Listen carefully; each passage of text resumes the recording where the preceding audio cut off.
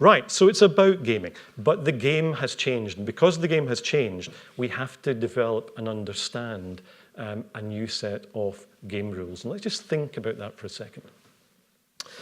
Here's another academic reference. It's from a book called 3D Negotiation by a couple of Harvard academics called Lax and Sebenius. It's a little bit heavy stuff, but I'm always looking for just little nuggets, little insights I can drop into our internal training. And I quite like the framework that they put together. And it goes something like this. It basically says that a lot of negotiation training, a lot of traditional negotiation training focuses on tactics. It focuses on who's going to say what. It focuses on who's going to be good cop and who's going to be bad cop. And quite often in the agency world, it'll be something like, let's jump in the cab, we'll have a quick coffee in Starbucks and have a chat about the negotiation. You be good cop, I be bad cop. We've got our killer arguments lined up in our pockets. It'll be fine. Yeah? Does that sound familiar? Vaguely.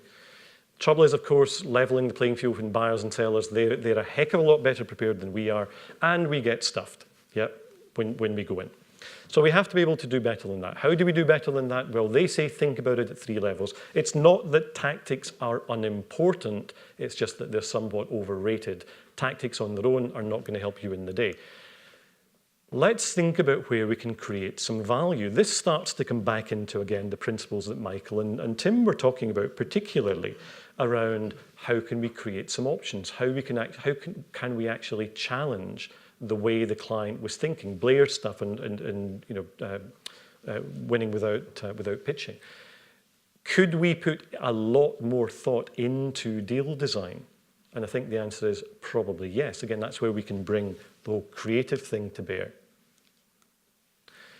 Where it can all go horribly wrong, even if we've done the deal design bit, is what these guys call setup. And setup, they have a whole list of things that go into setup, but let me give you some examples of things that from a negotiation perspective would go into setup.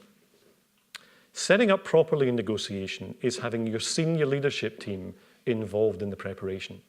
Setting up properly means your senior leadership team have signed off on the multiple pricing models and the multiple options that you're going to bring to the table.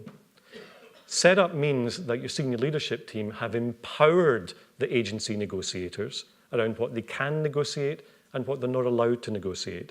And the negotiators know at certain points for each of the key issues, they will have to call back to the base, escalate to get an answer because they're not empowered to go any further.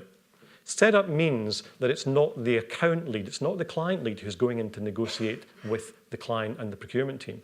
In fact, in many ways, in my view, the client leader is the worst person in the world to negotiate with the client because they have too many competing priorities around their own well-being and their own careers and whatever else as well. You have to build a team. So who's going to be on the team? Are the team prepared? Do the team know the roles they're actually going to play in that? Are they clear on the key issues that the agency wants to bring to the table? Etc., etc., etc. That's not a 10-minute conversation in Starbucks. Which is why it often doesn't get done because we're busy and lots of other things come into play. But here's the challenge. Would we spend 10 minutes in Starbucks preparing for the big creative presentation? No, we wouldn't. So why do we try and do it when it comes to the big commercial negotiation?